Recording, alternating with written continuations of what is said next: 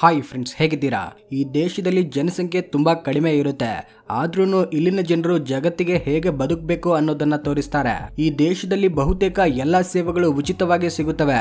ಈ ದೇಶವನ್ನ country of lakes ಅಂತ ಕರೀತಾರೆ, ಯಾಕಂದ್ರೆ ಈ ದೇಶದಲ್ಲಿ ಲಕ್ಷಗಳಷ್ಟು ನದಿಗಳಿವೆ. ಈ ದೇಶ ಬೇರೆ ಯಾವುದೋ ಅಲ್ಲ, ವಿಶ್ವದಲ್ಲೇ ಹ್ಯಾಪಿಯೆಸ್ಟ್ ಕಂಟ್ರಿ ಆದ ಫಿನ್ಲ್ಯಾಂಡ್. ಈ ದೇಶದ ಬಗ್ಗೆ ತಿಳ್ಕೊಂಡ್ರೆ ನಿಜವಾಗ್ಲೂ ನೀವು ಶಾಕ್ ಆಗ್ತೀರಾ. ಸೊ ಇವತ್ತಿನ ವಿಡಿಯೋದಲ್ಲಿ ಫಿನ್ಲ್ಯಾಂಡ್ ದೇಶಕ್ಕೆ ಸಂಬಂಧಪಟ್ಟ ಇಂಟ್ರೆಸ್ಟಿಂಗ್ ಆದ ವಿಷಯಗಳನ್ನ ಈ ವಿಡಿಯೋದಲ್ಲಿ ತಿಳ್ಕೊಳ್ಳೋಣ. ನಿಜವಾಗ್ಲೂ ಈ ವಿಡಿಯೋ ಆಸಕ್ತಿಯಾಗಿರುತ್ತೆ, ಎಲ್ಲೂ ಸ್ಕಿಪ್ ಮಾಡದೆ ಪೂರ್ತಿಯಾಗಿ ನೋಡಿ. ಹಾಗೆ ವಿಡಿಯೋ ಇಷ್ಟವಾದ್ರೆ ಲೈಕ್ ಮಾಡಿ. ಯುನೈಟೆಡ್ ನೇಷನ್ಸ್ ಬಿಡುಗಡೆ ಮಾಡಿದ ವರ್ಲ್ಡ್ ಹ್ಯಾಪಿನೆಸ್ ಇಂಡೆಕ್ಸ್ ರಿಪೋರ್ಟ್ ಅಲ್ಲಿ ಫಿನ್ಲ್ಯಾಂಡ್ ಸತತವಾಗಿ 6ನೇ ಬಾರಿ ವಿಶ್ವದಲ್ಲೇ ಅತ್ಯಂತ ಹ್ಯಾಪಿಯೆಸ್ಟ್ ಕಂಟ್ರಿಯಾಗಿ ಹೊರಹೊಮ್ಮಿದೆ. ಈ ದೇಶದ ಜನರು ಸದಾಕಾಲ ಆನಂದವಾಗಿ ಜೀವಿಸ್ತಾರೆ. ಈ ದೇಶದಲ್ಲಿ ಒಬ್ಬರನ್ನ ನೋಡಿ ಮತ್ತೊಬ್ಬರು ಅಸೂಯೆ ಪಡೋದಿಲ್ಲ. ಈ ದೇಶದಲ್ಲಿ ಎಜುಕೇಶನ್ ಇಂದ ಹಿಡಿದು ಮೆಡಿಕಲ್ ವರ್ಗೂ ಎಲ್ಲಾನು ಉಚಿತವಾಗಿ ಸಿಗುತ್ತೆ. ಈ ದೇಶದಲ್ಲಿ ಸರಿಸುಮಾರು 1,87,000 ನದಿಗಳಿವೆ. ಈ ದೇಶದ ಜನಸಂಖ್ಯೆ 56 ಲಕ್ಷ. ಈ ದೇಶದ ರಾಜಧಾನಿಯಾದ ಹೆಲ್ಸಿಂಕಿ ನಗರವನ್ನ ವೈಟ್ ಸಿಟಿ ಅಂತ ಕರೀತಾರೆ, ಯಾಕಂದ್ರೆ ಈ ನಗರದಲ್ಲಿನ ಕಟ್ಟಡಗಳನ್ನೆಲ್ಲ ವೈಟ್ ಮಾರ್ಬಲ್ ಇಂದ ನಿರ್ಮಾಣ ಮಾಡಿರ್ತಾರೆ. ಇಲ್ಲಿನ ಪ್ರಜೆಗಳು ತಮ್ಮ ದೇಶದ ರೂಲ್ಸ್ ಅಂಡ್ ರೆಗ್ಯುಲೇಷನ್ಸ್ ನ ಚಾಚು ತಪ್ಪದೆ ಪಾಲಿಸ್ತಾರೆ. ಈ ದೇಶದಲ್ಲಿ ಯಾರಾದ್ರೂ ಸ್ಪೀಡ್ ಲಿಮಿಟ್ ಮೀರಿ ವಾಹನ ಚಲಾಯಿಸಿದ್ರೆ ಭಾರಿ ಮೊತ್ತದ ದಂಡ ವಿಧಿಸ್ತಾರೆ. ಆದ್ರೆ ಇಂಟ್ರೆಸ್ಟಿಂಗ್ ವಿಷಯ ಏನಂದ್ರೆ ಈ ದಂಡ ಅನ್ನೋದು ಅವರ ಸ್ಯಾಲರಿ ಮೇಲೆ ಡಿಪೆಂಡ್ ಆಗಿರುತ್ತೆ. ಅಂದ್ರೆ ಇಲ್ಲಿ ನಿಮ್ಮ ಸ್ಯಾಲರಿ ಹೆಚ್ಚಾಗಿದ್ರೆ ಫೈನ್ ಕೂಡ ಹೆಚ್ಚಾಗಿರುತ್ತೆ. ಒಂದ್ ವೇಳೆ ಕಡಿಮೆ ಸ್ಯಾಲರಿ ಇದ್ರೆ ಫೈನ್ ಕೂಡ ಕಡಿಮೆ ಇರುತ್ತೆ. ಈ ದೇಶದಲ್ಲಿ ಒಂದು ಸ್ಪೆಷಲ್ ರನ್ನಿಂಗ್ ರೇಸ್ ಕಾಂಪಿಟೇಷನ್ ನಡೆಯುತ್ತೆ. ಇದರಲ್ಲಿ ಪತಿ ತನ್ನ ಪತ್ನಿಯನ್ನ ಭುಜದ ಮೇಲೆ ಹೊತ್ತುಕೊಂಡು ಓಡ್ತಾನೆ. ಇದರಲ್ಲಿ ವಿನ್ ಆದವರಿಗೆ ತಮ್ಮ ಪತ್ನಿ ಎಷ್ಟು ತೂಕ ಇರುತ್ತಾರೋ ಅಷ್ಟು ತೂಕದ ಬೀರನ್ನ ಅವರಿಗೆ ಬಹುಮಾನವಾಗಿ ಕೊಡ್ತಾರೆ. ಈ ದೇಶದ ಜನರಿಗೆ ಕಾಫಿ ಅಂದ್ರೆ ತುಂಬಾ ಒಲವು. ಇಲ್ಲಿ ಸರಿಸುಮಾರು 74 ಬಗೆಯ ಕಾಫಿಗಳು ಸಿಗುತ್ತವೆ. ಇಷ್ಟೇ ಅಲ್ಲದೆ ಇಲ್ಲಿನ ಜನರು ಹಾಲನ್ನ ಕೂಡ ಹೆಚ್ಚಾಗಿ ಕುಡಿತಾರೆ. ಇಲ್ಲಿನ ಮಿಲ್ಕ್ ಕ್ವಾಲಿಟಿ ತುಂಬಾ ಚೆನ್ನಾಗಿರುತ್ತೆ. ವಿಶ್ವದಲ್ಲೇ ಬೆಸ್ಟ್ ಕ್ವಾಲಿಟಿ ಮಿಲ್ಕ್ ನಮಗೆ ಫಿನ್ಲ್ಯಾಂಡ್ ಅಲ್ಲೇ ಸಿಗುತ್ತೆ. ಈ ದೇಶ ಇಷ್ಟೊಂದು ಸಂತೋಷವಾಗಿರಲು ಕಾರಣ ಒಂದು ಕಡಿಮೆ ಜನಸಂಖ್ಯೆಯಾದ್ರೆ ಮತ್ತೊಂದು 0% ಕರಪ್ಷನ್ ಅಂತ ಹೇಳಬಹುದು. ಹೌದು, ಈಗಿನವರೆಗೂ ಈ ದೇಶದಲ್ಲಿ ಯಾವುದೇ ರೀತಿಯ ದೊಡ್ಡ ಸ್ಕ್ಯಾಮ್ಗಳು ನಡೆದಿಲ್ಲ. ಇಲ್ಲಿನ ಸರ್ಕಾರಗಳು ಭ್ರಷ್ಟಾಚಾರವನ್ನ ತಡೆಗಟ್ಟಲು ತುಂಬಾ ಕಠಿಣವಾದ ನಿಯಮಗಳನ್ನ ಪಾಲಿಸುತ್ತವೆ. ಫಿನ್ಲ್ಯಾಂಡ್ ಪಾಸ್ಪೋರ್ಟ್ ಪ್ರಪಂಚದಲ್ಲೇ 3rd ಪವರ್ಫುಲ್ ಪಾಸ್ಪೋರ್ಟ್ ಆಗಿದೆ. ಅಂದ್ರೆ ಇದರರ್ಥ ಈ ದೇಶದ ಪ್ರಜೆಗಳು ಯಾವುದೇ ರೀತಿಯ ವೀಸಾ ಇಲ್ಲದೆ ವಿಶ್ವದಲ್ಲಿನ 192 ದೇಶಗಳಿಗೆ ಪ್ರಯಾಣ ಮಾಡಬಹುದು. ಹಾಗೂ ನಂಬರ್ 1 ನಂಬರ್ 2 ಲಿಸ್ಟ್ ಅಲ್ಲಿ ಜಪಾನ್, ಸಿಂಗಪೂರ್, ಜರ್ಮನಿ, ಇಟಲಿ ದೇಶಗಳಿವೆ. ಇಡೀ ಯುರೋಪ್ ಖಂಡದಲ್ಲೇ ಮಹಿಳೆಯರಿಗೆ ಮತ ಚಲಾವಣೆ ಹಕ್ಕು ಕಲ್ಪಿಸಿದ ಮೊಟ್ಟ ಮೊದಲ ದೇಶ ಫಿನ್ಲ್ಯಾಂಡ್. ಈ ದೇಶದಲ್ಲಿ ವರ್ಷದ 9 ತಿಂಗಳಲ್ಲಿ ವಿಪರೀತವಾದ ಚಳಿ ಇರುತ್ತೆ. ಆ ಸಮಯದಲ್ಲಿ ಇಲ್ಲಿನ ಆವರೇಜ್ ಟೆಂಪರೇಚರ್ -5 ಡಿಗ್ರಿ ಸೆಲ್ಸಿಯಸ್ ಅಷ್ಟಿರುತ್ತೆ. ಇಲ್ಲಿನ ಜನರು ಆಲ್ಕೋಹಾಲ್ ನ ಹೆಚ್ಚಾಗಿ ಸೇವಿಸ್ತಾರೆ, ಯಾಕಂದ್ರೆ ಇಲ್ಲಿ ಚಳಿ ಹೆಚ್ಚಾಗಿರೋದ್ರಿಂದ ಹೆಚ್ಚು ಆಲ್ಕೋಹಾಲ್ ತೆಗೆದುಕೊಂಡು ಬೆಚ್ಚಗಿರಲು ಪ್ರಯತ್ನಿಸ್ತಾರೆ. ಈ ದೇಶದಲ್ಲಿ ಕ್ರೈಮ್ ರೇಟ್ 0 ಆಗಿರುತ್ತೆ. ಈ ದೇಶದಲ್ಲಿನ ಜೈಲುಗಳನ್ನ ವಿಶ್ವದಲ್ಲೇ ಮೋಸ್ಟ್ ಲಕ್ಸುರಿಯಸ್ ಜೈಲುಗಳು ಅಂತ ಕರೀತಾರೆ, ಯಾಕಂದ್ರೆ ಇಲ್ಲಿರುವ ಜೈಲುಗಳು ಯಾವುದೇ ರೀತಿಯ 5 ಸ್ಟಾರ್ ಹೋಟೆಲ್ಗೆ ಕಮ್ಮಿ ಇಲ್ಲ ಎನ್ನುವಂತಿರುತ್ತವೆ. ಯುರೋಪ್ ಅಲ್ಲಿ ಒಂದು ಪುಟ್ಟ ದೇಶ ಆಗಿರುವ ಫಿನ್ಲ್ಯಾಂಡ್ ವಿಶ್ವದಲ್ಲೇ ಅತ್ಯುತ್ತಮವಾದ ವಿದ್ಯಾ ವ್ಯವಸ್ಥೆ ಹೊಂದಿರುವ ದೇಶ ಎಂಬ ಹೆಗ್ಗಳಿಕೆಗೆ ಪಾತ್ರವಾಗಿದೆ. ಹಾಗಂತ ಇಲ್ಲಿನ ಮಕ್ಕಳಿಗೆ ದೊಡ್ಡ ದೊಡ್ಡ ಪುಸ್ತಕಗಳು, ಪರೀಕ್ಷೆಗಳು, ಹೆಚ್ಚಿನ ಸ್ಟಡಿ ಅವರ್ಸ್ ಗಳೇನು ಇರೋದಿಲ್ಲ.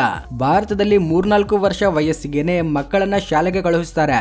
ಆದ್ರೆ ಫಿನ್ಲ್ಯಾಂಡ್ ಅಲ್ಲಿ ಮಕ್ಕಳು ಶಾಲೆಗೆ ಹೋಗ್ಬೇಕು ಅಂದ್ರೆ ಅವರಿಗೆ ಕನಿಷ್ಠ 7 ವರ್ಷ ವಯಸ್ಸಾಗಿರ್ಬೇಕು. ಹಾಗಂತ ಅಲ್ಲಿಯವರೆಗೂ ಅವರ ಕಲಿಕೆಯ ಸಮಯವನ್ನ ವ್ಯರ್ಥ ಮಾಡೋದಿಲ್ಲ. ಡೇ ಕೇರ್ ಸೆಂಟರ್ ಅಲ್ಲಿ ತಮ್ಮ ಮೆದುಳನ್ನ ಚುರುಕುಗೊಳಿಸುವ ಪ್ರಕ್ರಿಯೆಯಲ್ಲಿ ತೊಡಗಿಕೊಳ್ತಾರೆ.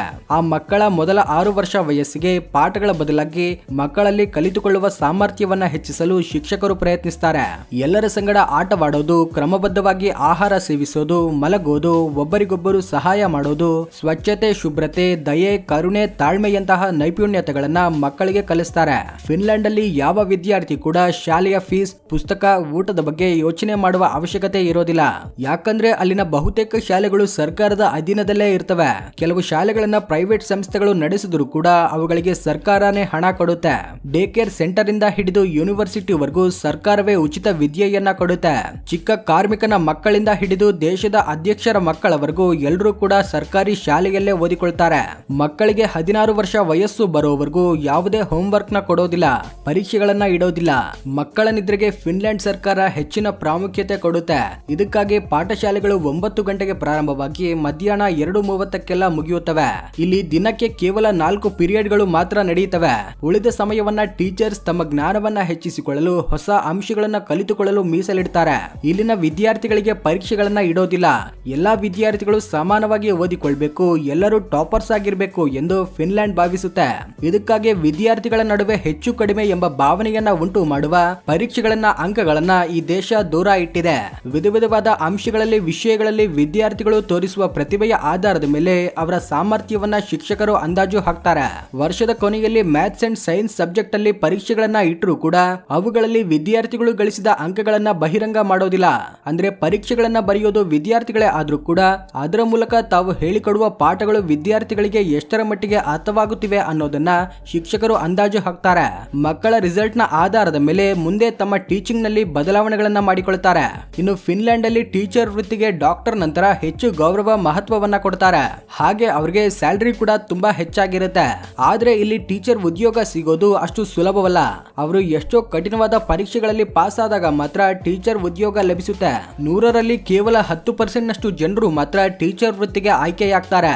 ಇಲ್ಲಿನ ಶಾಲೆಗಳು ಗರಿಷ್ಠವಾಗಿ 180 ದಿನಗಳು ಮಾತ್ರ ತೆರೆದಿರ್ತವೆ. ಅದೇ ಭಾರತದಲ್ಲಾದ್ರೆ ಸರಿಸುಮಾರು 240 ದಿನಗಳು ತೆರೆದಿರ್ತವೆ. ಮತ್ತೊಂದು ಆಸಕ್ತಿಯಾದ ವಿಷಯ ಏನೆಂದ್ರೆ ಈ ದೇಶದ ಜನಸಂಖ್ಯೆ 56 ಲಕ್ಷ ಇದ್ರೆ ಇವರು ಬಳಸುವ ಕಾರುಗಳ ಸಂಖ್ಯೆ ಸರಿಸುಮಾರು 40 ಲಕ್ಷದಷ್ಟಿರುತ್ತೆ. WHO ಪ್ರಕಾರ world pure air index report ನಲ್ಲಿ ಫಿನ್ಲ್ಯಾಂಡ್ ಮೊದಲನೇ ಸ್ಥಾನದಲ್ಲಿದೆ. ಅಂದರೆ ಇಲ್ಲಿರುವ ಗಾಳಿ ವಿಶ್ವದಲ್ಲೇ ಅತ್ಯಂತ ಸ್ವಚ್ಛವಾದ ಗಾಳಿಯಾಗಿದೆ. ಈ ದೇಶದಲ್ಲಿ ಒಬ್ಬ ಪುರುಷನ ಸರಾಸರಿ ಆಯುಷ್ಯು 82 ವರ್ಷ ಹಾಗೂ ಸ್ತ್ರೀಯರ ಆಯುಷ್ಯು 84 ವರ್ಷ. ಒಂದು ಕಾಲದಲ್ಲಿ ನಮ್ಮ ದೇಶದಲ್ಲಿ ತುಂಬಾ ಸಕ್ಸಸ್ ಆದ ಮೊಬೈಲ್ ಬ್ರ್ಯಾಂಡ್ ಯಾವುದು ಅಂತ ಕೇಳಿದ್ರೆ ನೋಕಿಯಾ ಅಂತ ಉತ್ತರ ಕೊಡ್ತೇವೆ. ಆದ್ರೆ ನೋಕಿಯಾ ಕಂಪನಿ ಯಾವ ದೇಶಕ್ಕೆ ಸೇರಿದ್ದು ಗೊತ್ತಾ? ಅನೇಕ ಜನರು ಈ ಕಂಪನಿ ಜಪಾನ್ ಅಥವಾ ಸೌತ್ ಕೊರಿಯಾಗೆ ಸೇರಿದ್ದು ಅಂತ ಅಂದುಕೊಳ್ತಾರೆ. ಆದ್ರೆ ನೋಕಿಯಾ ಫಿನ್ಲ್ಯಾಂಡ್ಗೆ ಸೇರಿದ ಕಂಪನಿಯಾಗಿದೆ. ಫಿನ್ಲ್ಯಾಂಡ್ ಜನರಿಗೆ ಮ್ಯೂಸಿಕ್ ಅಂದ್ರೆ ತುಂಬಾ ಇಷ್ಟ. ಇದಕ್ಕಾಗಿ ಅಲ್ಲಿನ ಮನೆಯಲ್ಲಿ ಕನಿಷ್ಠ ಒಬ್ಬರಾದ್ರೂ ಕೂಡ ಮ್ಯೂಸಿಷಿಯನ್ ಇರ್ತಾರೆ. ನಮ್ಮ ದೇಶದಲ್ಲಿ ದಿನದಿಂದ ದಿನಕ್ಕೆ ಜನಸಂಖ್ಯೆ ಹೆಚ್ಚಾಗ್ತಾನೆ ಇದೆ. ಆದ್ರೆ ಫಿನ್ಲ್ಯಾಂಡ್ ಅಲ್ಲಿ ಕಡಿಮೆಯಾಗ್ತಿದೆ. ಇದರಿಂದ ಜನಸಂಖ್ಯೆಯನ್ನ ಹೆಚ್ಚಿಸಲು ಹೆಚ್ಚು ಮಕ್ಕಳನ್ನ ಪಡೆಯುವ ದಂಪತಿಗಳಿಗೆ ಪ್ರತಿ ತಿಂಗಳು $1000 ಕೊಟ್ಟು ಅಲ್ಲಿನ ಸರ್ಕಾರ ಪ್ರೋತ್ಸಾಹಿಸುತ್ತಿದೆ. ನೋಡಿದ್ರಲ್ವಾ ಫ್ರೆಂಡ್ಸ್, ಫಿನ್ಲ್ಯಾಂಡ್ ದೇಶದ ಬಗ್ಗೆ ಕೆಲವೊಂದು ಆಸಕ್ತಿಯಾದ ವಿಷಯಗಳನ್ನ. ಈ ವಿಡಿಯೋ ಇಷ್ಟವಾಗಿದ್ರೆ ಲೈಕ್ ಮಾಡಿ, ನಿಮ್ಮ ಫ್ರೆಂಡ್ಸ್ ಅಂಡ್ ಫ್ಯಾಮಿಲಿ ಜೊತೆ ಶೇರ್ ಮಾಡಿ. ಈ ರೀತಿ ಮತ್ತಷ್ಟು ಇಂಟ್ರೆಸ್ಟಿಂಗ್ ಆದ ವಿಡಿಯೋಗಳಿಗೋಸ್ಕರ ನಮ್ಮ ಚಾನೆಲ್ ಸಬ್ಸ್ಕ್ರೈಬ್ ಆಗಿ ಬೆಲ್ ಐಕಾನ್ ನ ಪ್ರೆಸ್ ಮಾಡಿ. Thank you for watching.